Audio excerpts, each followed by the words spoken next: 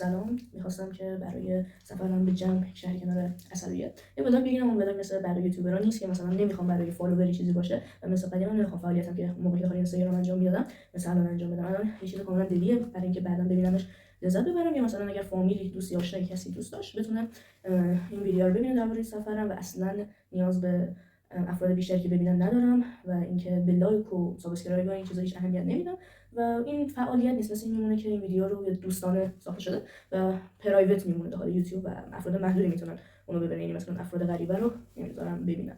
و اینو بگم که میدونم تو بدترین شرایط، حالا هر انسان داخل یه سنی تو بدترین شرایط صدا، تو بدترین شرایط صورت، تو بدترین شرایط وزن و تو بدترین شرایط ها قرار میگیره و من داخل اون شرایطم و مطمئنم که چند سال دیگه این ویدیو رو ببینم پشیمون میشم. البته این حرفی که میزنم میگم که چند سال دیگه خواستم ببینم ویدیو رو کمتر بشه پشیمونی، ولی خب برای اینکه یه لذت دیگه‌ای داشته باشه این کلیپ رو میسازم. به جای که هی عکس بگیرم و اینا کردم که چیکار بکنم بیشتر این سفر داخل ذهنم بمونه. گفتم یه ولاگ بگیرم که دوستی، آشنایی، فامیلی و خودم بتونیم ببینیم.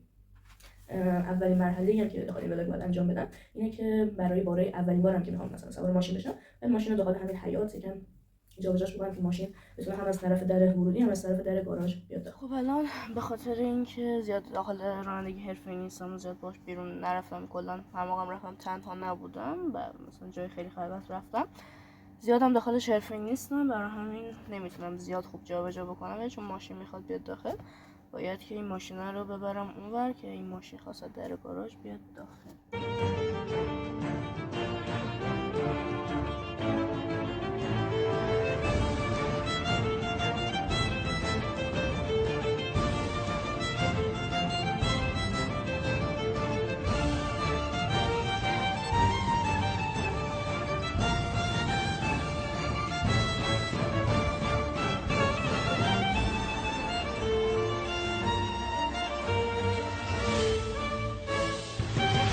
خب ببینیم کجا پارکش کردیم.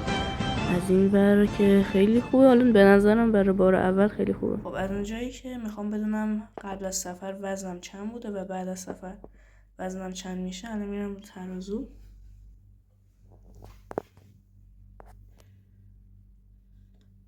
وزنم 85 و 25. خب الان داریم میریم سوار تاکسی شیم که بریم اهواز. مقصد اولمون اهوازه که از اون بریم فرودگاه. چشم و دلم روشنی چه یاریه، چشم و دلم روشنی چه یاریه، چشم و دلم روشنی چه یاریه، چشم و دلم روشنی چه یاریه. هوارو شدی دار ندارو، هوارو شدی دار ندارو.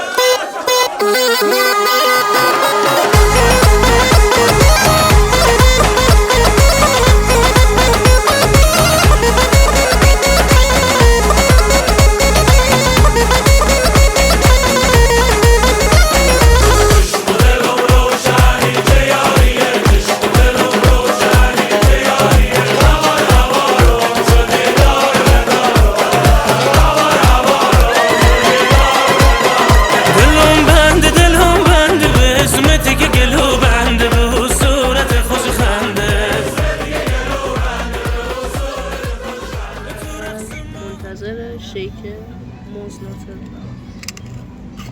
کار نکردی چه موشیه تا نهیده بودم فهم به اینا میگم موش خورما. همین یک سالی سب کن.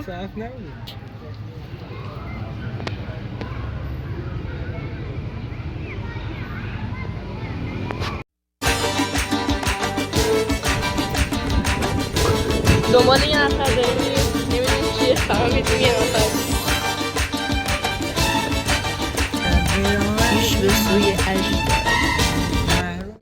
اژدر یکم معروفه به مثلا بزرگی اینا. بعد پنیر پیتزا نداره. اینه سرچ کردم تو گوشی نیست ولی خب الان همیشه دنبال تصویر دوربین بعد میفته. داغه؟ کدوم سس؟ همه خردل؟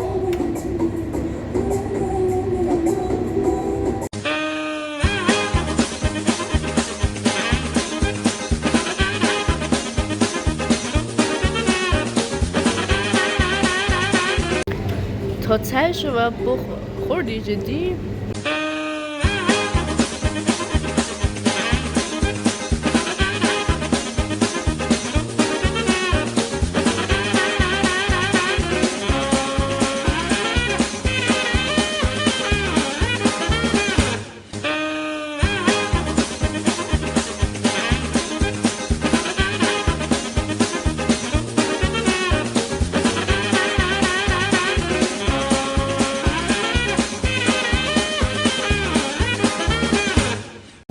غذایی که سیرمون نکرده بلکه پوکوندمون اومدیم بیلیارد بازی بکنیم.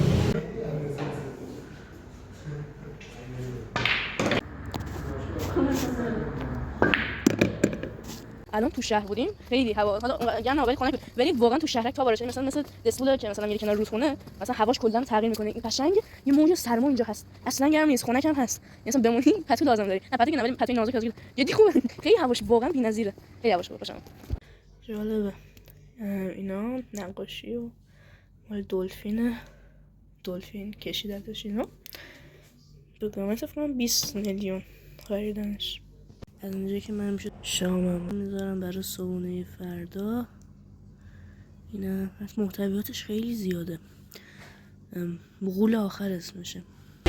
بوک میشه فرسکس ایرلاین دو تایمه وقت تهران میبرم ادجا نشه هیچ وقت پیدات اصلا بگو مسخس ایوان سلامتی چشمات 40 بار میزنیم به هم لیوان و امشب رد واین چت نز فرش سخ هدلاین نمیرسه هیچ وقت ددلاین بوک میشه فرسکس ایرلاین دو تایمه وقت تهران میبرم ادجا نشه هیچ وقت پیدات اصلا بگو مسخس ایوان سلامتی چشمات 40 بار میزنیم به هم لیوان و امشب رد واین چت نز فرش سخ هدلاین نمیرسه هیچ وقت ددلاین حالمون باید تو برگ ردیفه ولی باز در میاری یه دور و لکیفه شب تولدت مثل جورجینا میدم عکستو بندازن رو برج خلیفه بازم باهات خوبه مود بچه را وقتی بغلت میده از اون بوی بچه‌ها هرچی بخوای دو سود ردیفه میگم بیاد بیرون. بعد از گیم نتس الان اومدیم از این کبابو بخوریم.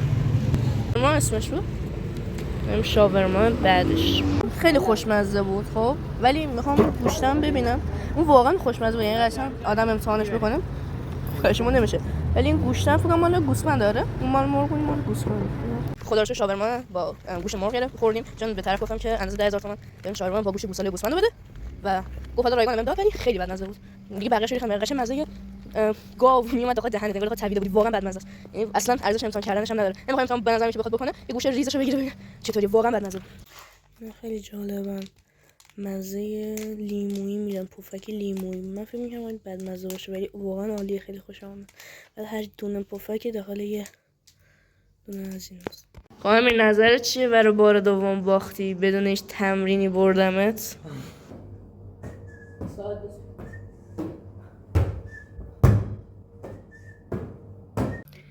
من از اونجایی داخل انتخاب دوست بردم که امیر حسین به جای عشق ابدی میاد اینو میبینه.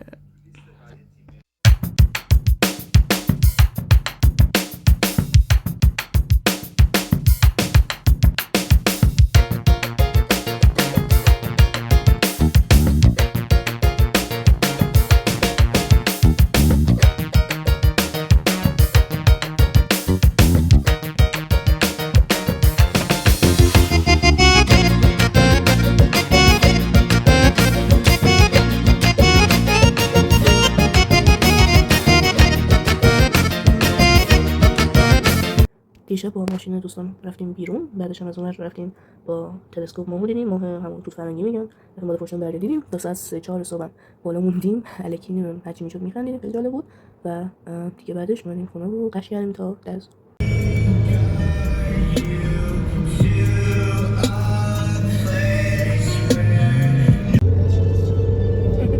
مدرسه بچگیامون درش باز بود اومدیم داخل بدونش اجازه ولی چون درش باز بود اومدیم. چرا میز پینگ پونگ دارن اینا؟ چیشون خوبه. New York are on 5th Avenue. We are still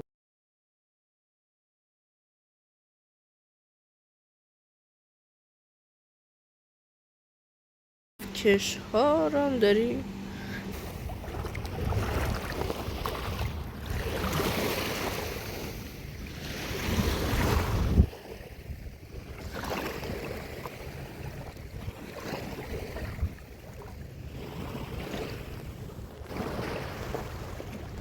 خیلی جالبه اینجا که آب میاد، هر موقع آب میاد موجش بالا اینجا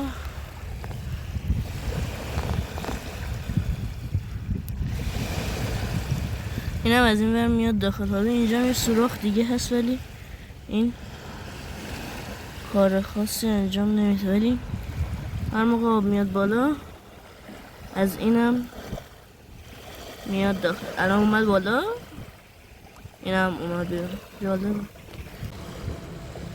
خیلی جالبه. مثلا همین سوراخ‌هایی که اینجا هستن انگار یه حالت ماهی قورباغه یه همچین حالتی اینجا داره. حتی اینجا هم که من خرابش کردم یه حالت ماهی، نمیدونم امواج دریا چیز میکنه یا نه. مثلا اینجا هم یه سوراخ دیگه هست همچین علامتیه، یه خط صاف همشون داره. حالا اینا رفتن، مثلا اینم داره مثلا کامل سوراخشون نمیدونم. حالا داخل اینستاگرام که دیدم مثلا داخلش روغن میریختن، یه کرمایی میومد بیرون میکشیدن.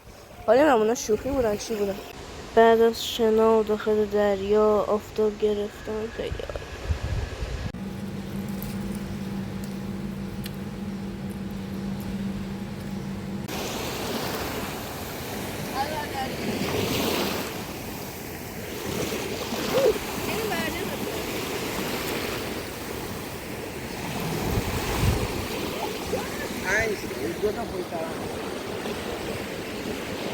الان داخل کشور عربستان سعودی هستیم.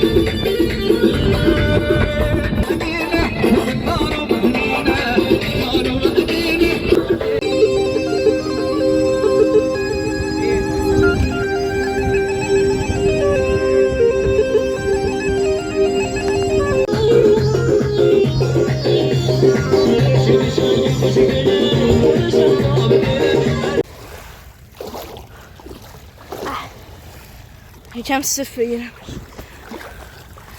آی بابا.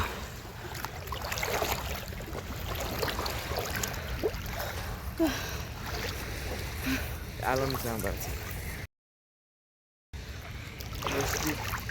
حاجی بخوابم رو؟ نه حاجی بنده میکنم.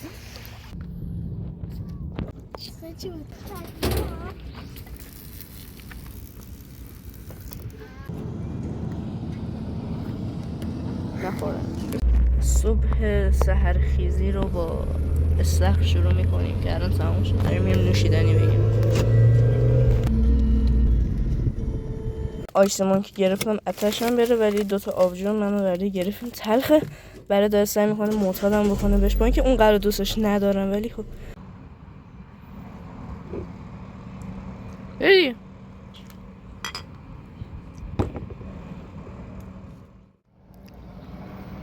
خیلی جای آرامش بخشی بود با این درخت و صدای پرنده، به جز اون نفری که اونجا داره کار میکنه. ماشینم تو پیاده رو